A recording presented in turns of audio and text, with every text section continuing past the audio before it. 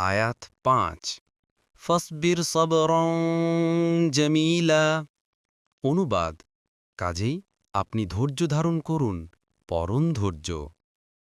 আয়াত ৬ ইন্নাহুম ইয়ারাউনাহু বাঈদা। অনুবাদ তারা ওই দিনকে মনে করে সুদূর।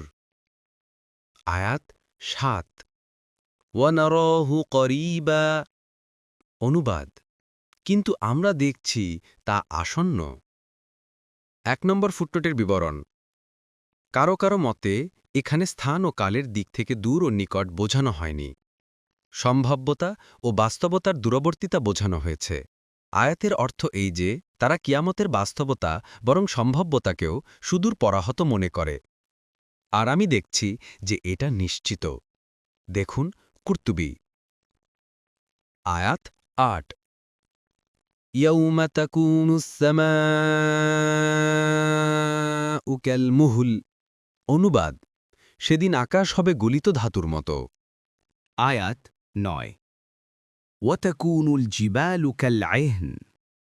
অনুবাদ এবং পর্বতসমূহ হবে রঙিন পশমের মতো। আয়াত ১০ ওয়ালা ইয়াসআলু হামিমুন হামিমা।